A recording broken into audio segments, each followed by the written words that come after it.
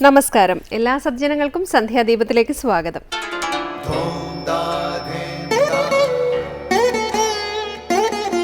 ശുഭം ഭവതു കല്യാണമായുസാരോഗ്യവർദ്ധനം സർവദുഃഖ വിനാശായ സന്ധ്യാദീപം നമോസ്തുതേ.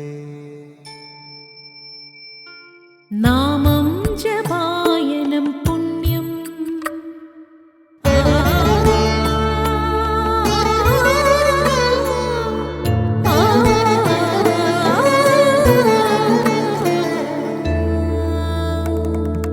നാമം ജപായനം പുണ്യം നിരുപമദീപാങ്കുരം പോലെ സ്വരശ്രുതിലയവരമതുലം ദീവാങ്കണം മോക്ഷസംഗീതസാരം നീളും വഴിത്താരയിൽ ജീവതാരം മന്ത്രാലാപം മായാവിൻ നിൻ പ്രസാദം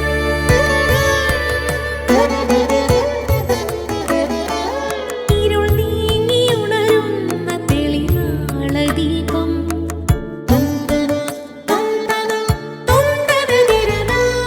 ഇരുൾ നീങ്ങിയുണരുന്ന തെളിനാളദീപം പ്രണവാമൃതം ചൊരിയുന്ന ദീപം ദീപം ദീപം ദീപം ദീപം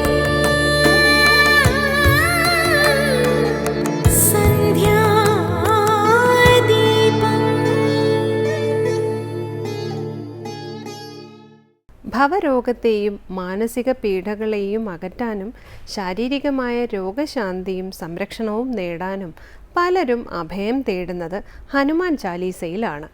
ഹനുമാൻ ചാലീസ പതിവായി ജപിച്ചാൽ രോഗങ്ങൾ, ശത്രുക്കൾ, വിപത്തുക്കൾ എന്നിവയിൽ നിന്നും സംരക്ഷണം ലഭിക്കും എന്നാണ് വിശ്വാസം.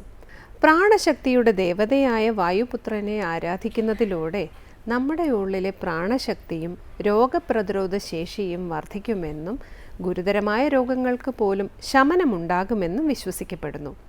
ഹനുമാനോടുള്ള ഭക്തി കൊണ്ട് കഠിനമായ തപസ്സോ സാധനയോ ചെയ്യാതെ തന്നെ കീർത്തി, സമ്പത്ത്, ഐശ്വര്യം, വിജയം, വീര്യം, ജ്ഞാനം തുടങ്ങി ഭൗതികവും ആത്മീയവുമായ എല്ലാ സമ്പത്തുകളും കൈവരും എന്നാണ് ശ്രീരാമഭക്തനായ തുളസീദാസ് പറഞ്ഞിട്ടുള്ളത്.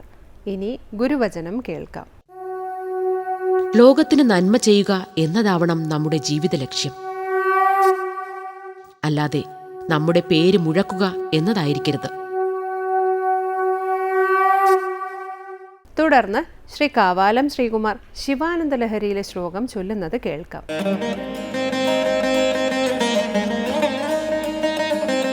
ഇദം തേ യുക്തം വാ പരമശിവകാരുണ്യ ജലധേ ഗതൗ തിര്യഗ്രൂപം തവ പദശിരോ ദർശനധിയാ ഹരിബ്രഹ്മാണൗ തൗ ദിവി ഭുവി ചരന്തൗ ശ്രമയുതൗ കഥം ശംഭോ സ്വാമിൻ കഥയ മമ വേദ്യോസി പുരതഃ ഇദം തേ യുക്തം വാ പരമശിവകാരുണ്യ ജലധേ ഗതൗ തിര്യഗ്രൂപം തവ പദശിരോ ദർശനധിയാ ഹരിബ്രഹ്മാണൗ തൗ ദിവി ഭുവി ചരന്തൗ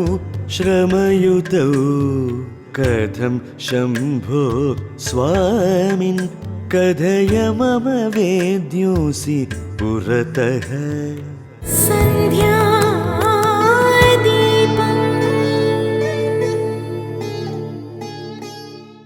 അടുത്തതായി ശങ്കര സ്തോത്രാമൃതം.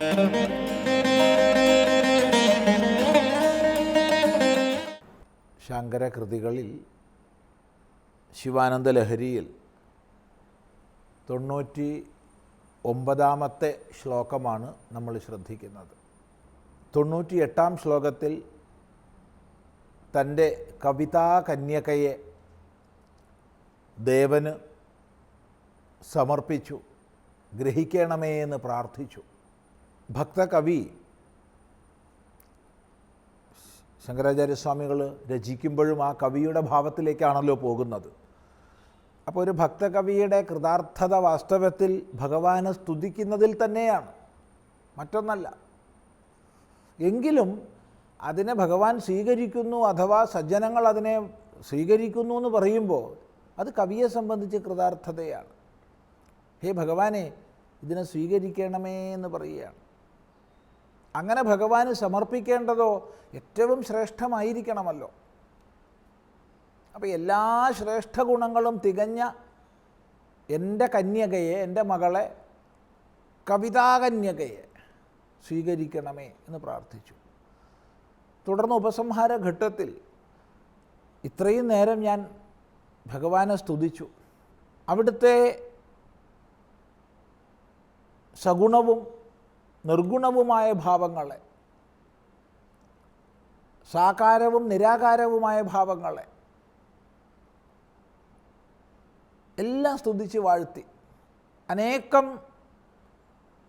ഉദന്തങ്ങളെ, ഐതിഹ്യങ്ങളെ, പുരാണപ്രസിദ്ധങ്ങളായ സന്ദർഭങ്ങളെ എടുത്തു പറഞ്ഞു. അതിലൂടെ എല്ലാം തീർത്തും ഭഗവത് സ്തുതിയെ ചെയ്തു. അങ്ങനെ ഉപസംഹരിക്കുന്ന ഘട്ടത്തിലാണ് എങ്ങനെയാണ് ഞാൻ അങ്ങയെ ശരിക്കും അറിയേണ്ടത്.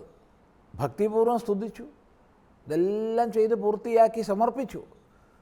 പക്ഷേ എങ്ങനെ അവിടുത്തെ മഹിമ എനിക്ക് പൂർണ്ണമായി അറിയാൻ കഴിയും എന്ന് ശങ്കിക്കുകയാണ്. നോക്കൂ, ഇദം തേ യുക്തം വാ പരമശിവകാരുണ്യജലധേ ഗതൗ തേര്യഗ്രൂപം തവ പദശിരോർദർശനധിയാ ഹരിബ്രഹ്മാണൗ തൗ ദിവി ഭുവി ചരന്തൗ ശ്രമയുതൗ കഥം ശംഭോ സ്വാമിൻ കഥയ മമ വേദ്യോസി പുരതഃ. ഇദം തേ യുക്തം വാ, ഈ കവിത, ഈ ശിവാനന്ദലഹരി എന്ന സ്തോത്രം അങ്ങേക്ക് യുക്തമാണോ, അങ്ങേക്ക് യോഗ്യമാണോ? ഹേ പരമശിവ, ഹേ കാരുണ്യ ജലധേ, ജലധി, ജലനിധി, സമുദ്രം, കാരുണ്യത്തിൻ്റെ കടൽ, അല്ലയോ കാരുണ്യത്തിൻ്റെ കടലായുള്ള പരമശിവ സംബോധനയാണ്. ഹേ പരമശിവ, പരമമായ മംഗളത്തെ പ്രദാനം ചെയ്യുന്നവൻ, പരമമായ മംഗളസ്വരൂപത്തോടൊത്തവൻ എന്നെല്ലാം പറയാം. ഹേ പരമശിവ, ഹേ കാരുണ്യക്കടലേ, ഇദം തേ യുക്തം വാ, ഇത് നിനക്ക് യുക്തമാണോ, ഇത് യോഗ്യമാണോ എന്ന് വെച്ചാൽ താൻ ഹൃദയത്തിൽ നിന്ന് ഒരു മലിനതയുമില്ലാതെ ഭഗവാനെ തുറന്ന് സ്തുതിച്ചിരിക്കുക. ശരി തന്നെ, പക്ഷേ ഇത് യുക്തമാണോ? എന്തുകൊണ്ടാണ് ഇങ്ങനൊരു സംശയം? പറയാണ്, തവ ശിരോദർശനധിയ, നിൻ്റെ പദത്തെയും ശിരസിനെയും കാണണമെന്നുള്ള ബുദ്ധിയോടുകൂടി, തവ നിൻ്റെ പദശിരോദർശനധിയ, പദത്തെയും ശിരസിനെയും കാണണമെന്നുള്ള ബുദ്ധിയോടുകൂടി, ഹരിബ്രഹ്മാണവും, ഹരിയും ബ്രഹ്മാവും, മഹാവിഷ്ണുവും ബ്രഹ്മാവും തിര്യഗ്രൂപം ഗതൗ, തിര്യക് ജന്തുക്കളുടെ രൂപത്തെ പ്രാപിച്ചു. അരയന്നത്തിൻ്റെ രൂപമെടുത്ത് ബ്രഹ്മാവും പന്നിയുടെ രൂപമെടുത്ത് വിഷ്ണുവും സുദീർഘകാലം സഞ്ചരിച്ചു. അപ്പോൾ ലോകപാലന്മാരാകുന്ന ബ്രഹ്മാവ്, വിഷ്ണു തുടങ്ങിയ പരമദേവതകൾ പോലും അവിടുത്തെ പാദത്തെയും ശിരസിനെയും അറിയുന്നതിന് വേണ്ടി സ്വരൂപം വെടിഞ്ഞ് തിര്യഗ്രൂപത്തെ എടുത്തു. എന്നിട്ടോ തൗ ദിവി ഭുവി ചരന്തൗ, അവർ രണ്ടുപേരും ദിവി ഭുവി, ദിവി ദ്യോവിൽ, ഭുവി ഭൂമിയിൽ. വിഷ്ണു താഴേക്ക് താഴേക്ക് താഴേക്ക് പോയി, ബ്രഹ്മാവാകട്ടെ മുകളിലേക്ക് പോയി. അങ്ങനെ ദിവി ഭുവി ചരന്തൗ, എങ്ങനെ? അനായാസേനയൊന്നുമല്ല, ശ്രമയുതൗ, വളരെ കഷ്ടപ്പെട്ടിട്ട്, വളരെ പരിശ്രമം ചെയ്തിട്ടാണ് അവർ അന്വേഷിച്ചത്. അങ്ങനെ ദേവപ്രഥമന്മാരായ ബ്രഹ്മാവിഷ്ണു ദേവതകൾക്ക് വളരെ കഷ്ടത്തോടുകൂടി തിര്യഗ്രൂപമെടുത്ത് ദീർഘകാലം അന്വേഷിക്കേണ്ടി വന്നു അവിടുത്തെ പദത്തെയും ശിരസിനെയും മനസ്സിലാക്കാൻ. എന്നിട്ട് മനസ്സിലാക്കിയോ? ഇല്ല. എന്നിരിക്കെ ഹേ സ്വാമിൻ, അല്ലയോ സ്വാമിൻ, അല്ലയോ ശംഭോ, കഥം മമ വേദ്യഹാസി, എനിക്ക് നീ എങ്ങനെ വേദ്യനാകും? ഇതാണ് ചോദ്യം. അതുകൊണ്ട് ഈ സ്തോത്രം യുക്തമാണോ അല്ലയോ എന്നറിയില്ല. എന്തായാലും ഞാൻ സമർപ്പിക്കുന്നു എന്ന് പറയുകയാണ്. ഈ ശ്ലോകം നമുക്കൊന്നുകൂടി വിചാരം ചെയ്യാം. അടുത്ത പ്രാവശ്യമാവട്ടെ.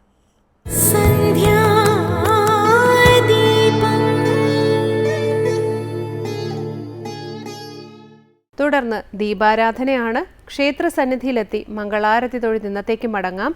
എല്ലാവർക്കും നമസ്കാരം.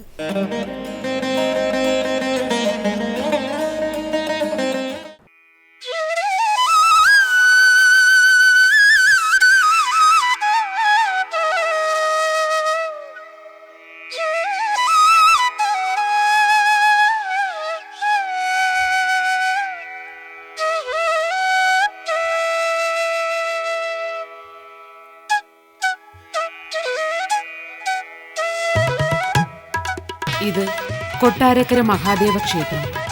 മഹാദേവൻ ധ്യാനനിരതനായി ഭക്തജനങ്ങൾക്ക് അനുഗ്രഹവും ആശീർവാദവും നൽകുന്ന ക്ഷേത്ര സങ്കേതം. അനന്യമായ പൂജാസങ്കല്പങ്ങളാലും വിശിഷ്ടമായ ക്ഷേത്രസങ്കല്പങ്ങളാലും പുഷ്കലമാണ് കൊട്ടാരക്കര മഹാദേവ ക്ഷേത്രം.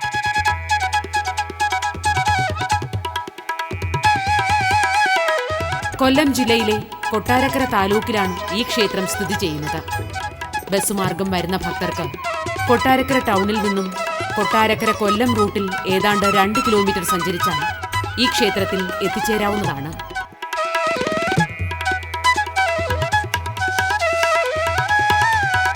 ചരിത്രപ്രസിദ്ധമായ കൊട്ടാരക്കര ഗണപതി ക്ഷേത്രത്തിന് സമീപം തന്നെയാണ് ഈ മഹാക്ഷേത്രവും സ്ഥിതി ചെയ്യുന്നത്.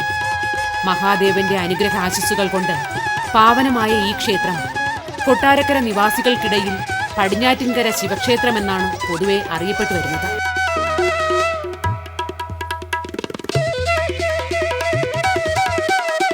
കൊട്ടാരക്കര പട്ടണത്തിൽ 3 പ്രധാന ക്ഷേത്രങ്ങൾ തുല്യ അകലത്തിൽ സ്ഥിതി ചെയ്തു വരുന്നു. അവയിൽ ഏറ്റവും പുരാതനമായ കുലശേഖരനല്ലൂർ ശ്രീകൃഷ്ണസ്വാമി ക്ഷേത്രം പട്ടണത്തിന്റെ ഹൃദയഭാഗത്തും ഏതാണ്ട് 300 വാര തെക്കു പടിഞ്ഞാറായി മണികണ്ഠേശ്വര ശിവക്ഷേത്രവും അതിനു 300 വാര പടിഞ്ഞാറായി കൊട്ടാരക്കര മഹാദേവ ക്ഷേത്രവും സ്ഥിതി ചെയ്യുന്നു.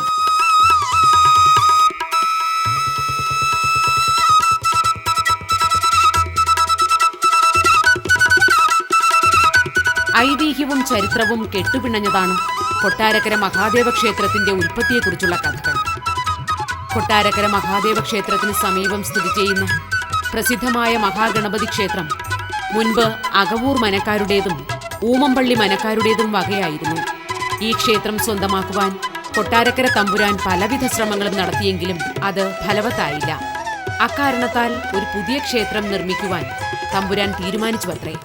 പടിഞ്ഞാറ്റിൻകരയിൽ പുതിയൊരു ക്ഷേത്രം നിർമ്മിക്കേണ്ടത് ആവശ്യമാണെന്ന് മനസ്സിലാക്കിയ തമ്പുരാൻ തച്ചന്മാരിൽ പ്രമുഖനായ പെരുന്തച്ചനെ ക്ഷേത്ര നിർമ്മാണ ചുമതല ഏൽപ്പിക്കുകയും ചെയ്തു. അങ്ങനെ നിർമ്മിക്കപ്പെട്ടതാണ് ഈ മഹാക്ഷേത്രമെന്നാണ് ഐതിഹ്യം.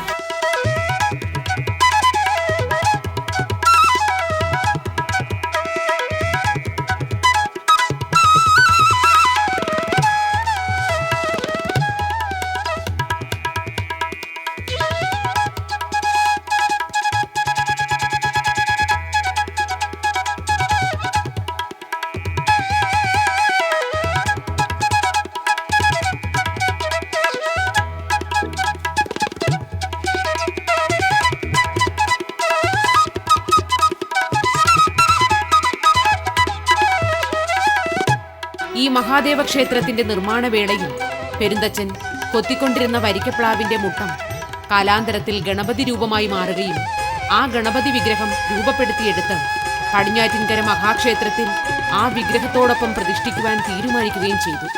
പടിഞ്ഞാറ്റിൻകരയിൽ വിഗ്രഹം പ്രതിഷ്ഠിക്കുന്ന അതേ സമയം തന്നെ കിഴക്കേക്കരയിൽ ഗണപതി വിഗ്രഹം പ്രതിഷ്ഠിച്ചപ്പോൾ അത് വളരെ കൃത്യമായ സമയമാകുകയും പടിഞ്ഞാറ്റിൻകരയിൽ അരനാഴിക നേരം വ്യത്യാസത്തിൽ പ്രതിഷ്ഠിക്കുകയും ചെയ്തു എന്നാണ് ഐതിഹ്യം. കൊട്ടാരക്കര മഹാദേവ ക്ഷേത്രം ഒരു കാലത്ത് ഇളയിടത്ത് സ്വരൂപത്തിന്റെ അധീനതയും കീഴിലായിരുന്നു. ആ സ്വരൂപത്തിലെ രാജാക്കന്മാർ ഈ ശിവനെ തങ്ങളുടെ പരദേവതയായി ആചരിക്കുകയും ആദരിക്കുകയും ചെയ്തു പോന്നിരുന്നു. കാലാന്തരത്തിൽ കൊട്ടാരക്കര ദേശം തിരുവിതാംകൂറിലേക്ക് ലയിച്ചതോടുകൂടി ഈ മഹാദേവ ക്ഷേത്രവും തിരുവിതാംകൂർ ദേശത്തിന്റെ വകയായി തീർന്നു.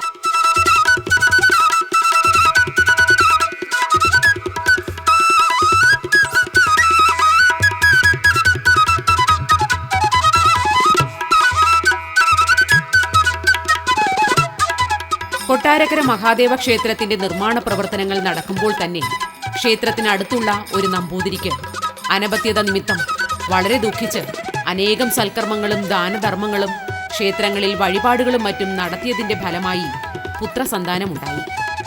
ആ മാതാപിതാക്കൾ വളരെ അധികം സന്തോഷിച്ചുവെങ്കിലും ആ സന്തോഷം അധികനാൾ നീണ്ടുനിന്നില്ല. കുട്ടിക്ക് 16 വയസ്സ് തികയുന്ന ദിനത്തിൽ വിഷഭയമുണ്ടായി മരിക്കുമെന്ന് പ്രശ്നവിധിയും ജാതകവിധിയും കണ്ടു. ജാതകവശാൽ കുട്ടിയുടെ ആയുസ്സിന് ദോഷമുണ്ടെന്ന് കണ്ടെങ്കിലും കുട്ടിയുടെ ഉപനയനം, സമാവർത്തനം എന്നിവ അച്ഛൻ നമ്പൂതിരി യഥാസമയം നടത്തുകയും വിധിപ്രകാരമുള്ള വേദാധ്യയനവും വിദ്യാഭ്യാസവും ചെയ്യിക്കുകയും ചെയ്തു.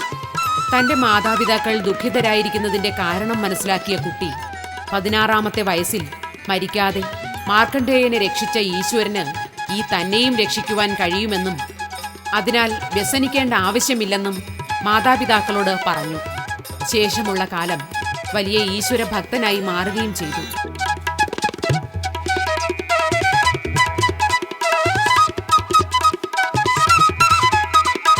അനന്തരം ഇല്ലത്തു നിന്നും ഇറങ്ങിയ ഉണ്ണി നമ്പൂതിരി കേരളത്തിലെ മഹാക്ഷേത്രങ്ങളിലെല്ലാം സഞ്ചരിച്ച് ദർശനം നടത്തി ഒടുവിൽ ആറന്മുളയിൽ ചെന്നെത്തി. ആറന്മുള അമ്പലത്തിൽ താമസിച്ചു വരവേ കൊട്ടാരക്കര മഹാദേവനെ ഭജിച്ചാൽ ആപത്തുകളെല്ലാം ഒഴിയുമെന്നൊരു ദർശനമുണ്ടായി. ഇത് കരുണാനിധിയായ തിരുവാറന്മുളയപ്പൻ തന്നെ അരുളി ചെയ്തതാണെന്ന് വിശ്വസിച്ചുകൊണ്ട് ഉണ്ണി നമ്പൂതിരി കൊട്ടാരക്കരയിലെത്തി മഹാദേവനെ ഭജിച്ചു തുടങ്ങി. കൊട്ടാരക്കര മഹാദേവ ക്ഷേത്രത്തിലെത്തി ഭജനമിരുന്നതിന്റെ 40ാം നാൾ സന്ധ്യാവന്ദനത്തിനായി കുളക്കടവിലെത്തിയ ഉണ്ണി നമ്പൂതിരിയെ എവിടെ നിന്നോ വന്നെത്തിയ ഒരു കൃഷ്ണസർപ്പം ചീറ്റിക്കൊണ്ട് പിന്തുടരുകയും ചെയ്തു. ഇതിൽ ഭയന്നു വിറച്ച ഉണ്ണി നമ്പൂതിരി സർപ്പഭൂഷണനായ സർവേശ്വരന് ഒരു സർപ്പത്തെ തടുക്കുവാൻ നിവൃത്തിയില്ലാതെ വരികയില്ല എന്ന് വിചാരിച്ചുകൊണ്ട് സന്ധ്യാവന്ദനവും ജപവും നടത്തുകയുണ്ടായി. ഈ സംഭവത്തിന് തൊട്ടടുത്ത ദിനം തന്നെ ഉണ്ണി നമ്പൂതിരി ഇല്ലത്തെത്തി മാതാപിതാക്കന്മാരെ വിവരം ധരിപ്പിക്കുകയും അവർ അത്യന്തം സന്തോഷിക്കുകയും ചെയ്തു. അനന്തരം നമ്പൂതിരി ഏതാനും പണം കൊണ്ട് വീണ്ടും കൊട്ടാരക്കരയിലെത്തുകയും രാജാവിന്റെ അനുവാദപ്രകാരം കരിങ്കൽ പണികളോടുകൂടി മഹാദേവ ക്ഷേത്രം ജീർണോദ്ധാരണം ചെയ്യിക്കുകയും ചെയ്തു. അതിന്റെ തെക്കുവശത്ത് കരിങ്കല്ല് കൊണ്ട് പുതിയതായി ഒരു ഗോശാല പണിയിക്കുകയും ചെയ്തു. കാലാന്തരത്തിൽ ഈ ഗോശാല നശിച്ചു പോവുകയുണ്ടായി. സർപ്പം ചത്തുവീണ സ്ഥലത്ത് ആ നമ്പൂതിരി ഒരു നാഗപ്രതിഷ്ഠ നടത്തിക്കുകയും കാലക്രമേണ അവിടം ഒരു സർപ്പക്കാവായി തീരുകയും ചെയ്തു.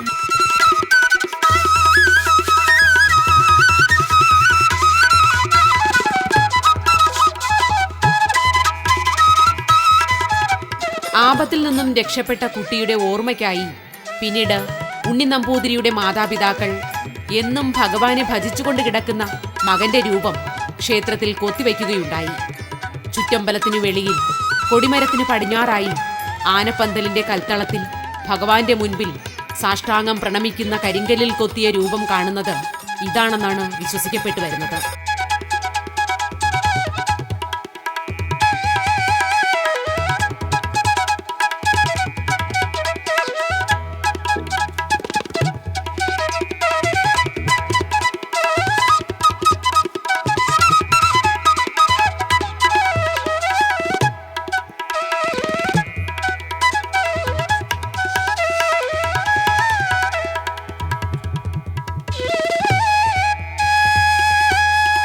ഒരു കാലത്ത് കൊട്ടാരക്കര രാജകുടുംബത്തിന്റെ പരദേവതയായിരുന്ന കൊട്ടാരക്കര മഹാദേവ ക്ഷേത്രത്തിലാണ് കൊട്ടാരക്കര തമ്പുരാൻ രാമായണ കഥയെ ആസ്പദമാക്കി സംവിധാനം ചെയ്ത രാമനാട്ടം ആദ്യമായി അവതരിപ്പിച്ചതെന്ന് വിശ്വസിച്ചു വരുന്നു. ഒരിക്കൽ കൊട്ടാരക്കര തമ്പുരാൻ തന്റെ കുലദൈവമായ കുലശേഖര നല്ലൂർ ക്ഷേത്രത്തിൽ ഉത്സവം കാണുവാനായി പോയപ്പോൾ അവിടെ അതിപുരാതനമായ പരിപാടികളുടെ കൂട്ടത്തിൽ പാളയിൽ കോലം വരച്ച് മുഖത്ത് വച്ചു കെട്ടി പ്രത്യേക രീതിയിൽ പാടി അവതരിപ്പിക്കുന്ന കലാരൂപമായ പരപ്പേറ്റം അവതരിപ്പിച്ചു കണ്ടു. ഇതിനുശേഷം കൊട്ടാരത്തിൽ വന്നുറങ്ങിയ തമ്പുരാന് പിറ്റേന്ന് രാവിലെ കുളിക്കാനായി കുളക്കടവിലെത്തിയപ്പോൾ വെള്ളത്തിൽ പരപ്പേറ്റിലെ ഓരോ കഥാപാത്രങ്ങളും മിന്നിമറയുന്നതായി തോന്നുകയും അദ്ദേഹം ഒരു പാളയിൽ ആ രൂപങ്ങളൊക്കെയും വരച്ചു കൊണ്ടുവരികയും ചെയ്തു. ഈ രൂപങ്ങൾക്കെല്ലാം ജീവൻ നൽകുവാൻ വേണ്ടി രൂപീകരിച്ച ഒരു കഥയാണ് രാമനാട്ടം കഥകളി എന്നാണ് കരുതപ്പെടുന്നത്. കൃഷ്ണനാട്ടം കളി കാണുന്നതിനായി കൊട്ടാരക്കര തമ്പുരാൻ കളിക്കാരെ കൊട്ടാരക്കരയ്ക്ക് ക്ഷണിച്ചെങ്കിലും ഗുരുവായൂർ ക്ഷേത്രത്തിലും സാമൂതിരി കോവിലകത്തും മാത്രമേ കൃഷ്ണനാട്ടം അവതരിപ്പിക്കൂ എന്ന് പറഞ്ഞ് ക്ഷണിക്കാൻ പോയ ദൂതനെ മടക്കി അയച്ചു. അപമാനിതനായ തമ്പുരാൻ വേഷം മാറി ഗുരുവായൂരിൽ ചെന്ന് കൃഷ്ണനാട്ടം കാണുകയും ബദലായി രാമായണ കഥയെ ആസ്പദമാക്കി രാമനാട്ടം എന്ന നൃത്ത സംവിധാനം ആവിഷ്കരിച്ച് ഈ ശിവക്ഷേത്രത്തിൽ അരങ്ങേറ്റം നടത്തിച്ചു എന്നും ഒരു വിശ്വാസം പഴമക്കാർക്കിടയിലുണ്ട്.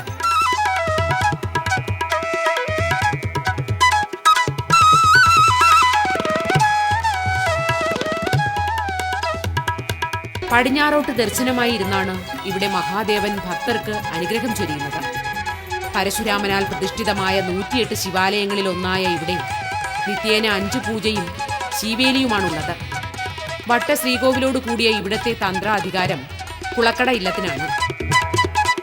രാവിലെ നിർമ്മാല്യ ദർശനത്തോടുകൂടി ആരംഭിക്കുന്ന പൂജാക്രമങ്ങൾ അഭിഷേകം, ഉഷപൂജ, ഉച്ചപൂജ, ഉച്ചശീവേലി, ദീപാരാധന എന്നിവയ്ക്ക് ശേഷം രാത്രി അത്താഴ പൂജയോടുകൂടി സമാപിക്കുന്നു.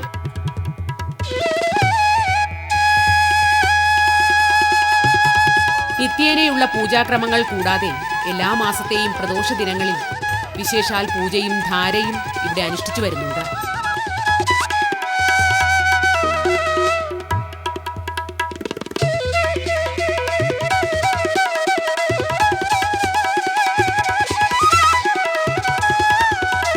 മൃത്യുഞ്ജയ ഹോമമാണ് ഈ ക്ഷേത്രത്തിലെ പ്രധാനപ്പെട്ട ഒരു വഴിപാട്.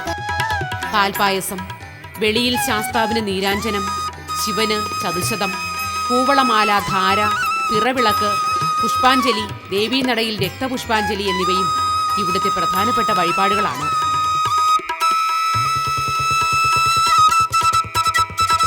മീനത്തിലെ തിരുവാതിര നാൾ ആറാട്ടായി വരുന്ന 8 ദിവസത്തെ തിരുവുത്സവമാണ് ഇവിടുത്തെ പ്രധാന വിശേഷാവസരം. തിരുവുത്സവത്തോടനുബന്ധിച്ച് 7ാം ഉത്സവനാൾ പള്ളിവേട്ടയായി ആഘോഷിക്കുന്നു. പള്ളിവേട്ട കഴിഞ്ഞ് ശ്രീകോവിലിൽ പ്രവേശിക്കാത്ത ദേവൻ മുഖമണ്ഡപത്തിൽ പള്ളിയുറക്കത്തിന് ശേഷം ദേവീ സമേതനായി മഹാദേവ ക്ഷേത്രത്തിന് അല്പം അകലെയായി സ്ഥിതി ചെയ്യുന്ന തൃക്കണ്ണമംഗൽ ക്ഷേത്രത്തിലേക്ക് പോകുകയും അവിടുത്തെ ക്ഷേത്രകുളത്തിൽ ആറാട്ട് കഴിഞ്ഞെത്തുന്ന ദേവന് ദേവി തൃപ്പൂത്തായതായി അറിഞ്ഞ് കാണാൻ കഴിയാതെ നിരാശനായി തിരിച്ചു പോവുകയും ചെയ്യുന്നതായാണ് ഐതിഹ്യം.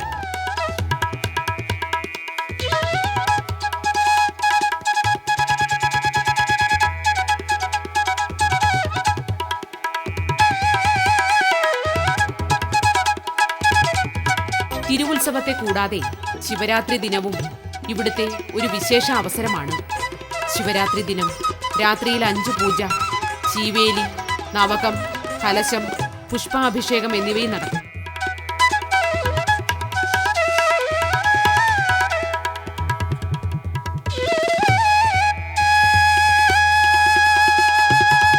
ധ്യാനത്തിലിരിക്കുന്ന ശിവനാണ് പ്രധാന പ്രതിഷ്ഠ എന്നതിനാൽ മുൻപ് ഇവിടെ അധികം ഉപദേവന്മാരുണ്ടായിരുന്നില്ല. പിന്നീട് ഒരു ദേവപ്രശ്നപ്രകാരം ഇവിടെ പാർവതിയുടെ സാന്നിധ്യം കണ്ടെത്തുകയും അതനുസരിച്ച് കിഴക്കോട്ട് ദർശനമായി ശ്രീ പാർവതിയെ പ്രതിഷ്ഠിക്കുകയും ചെയ്തു. കൂടാതെ മഹാദേവ ക്ഷേത്രത്തിന്റെ ശ്രീകോവിലിന് പുറത്ത് ഒരു മഹാഗണപതിയും ഇടതുവശത്ത് പടിഞ്ഞാറായി കിഴക്കോട്ട് ദർശനത്തിൽ മറ്റൊരു മഹാഗണപതിയും തെക്കുഭാഗത്ത് തെക്കോട്ട് ദർശനമായി മറ്റൊരു മഹാഗണപതിയുടെ ശ്രീകോവിലും പ്രതിഷ്ഠിക്കപ്പെട്ടിരിക്കുന്നു. ജന്മപുണ്യ മോക്ഷ കേന്ദ്രമായി ആധ്യാത്മികതയുടെ പരിമളം പരത്തി കൃപാനിധിയും കാരുണ്യവാരിധിയും മഹാമൃത്യുഞ്ജയമൂർത്തിയും ക്ഷിപ്രപ്രസാദിയുമായ ശിവഭഗവാൻ ഇവിടെ വിരാജിക്കുമ്പോൾ ഇവിടെ എത്തുന്ന ഭക്തജനങ്ങൾക്ക് ആ ദർശനം ഒരു ജന്മസാഫല്യമായി തന്നെ മാറുകയാണ്.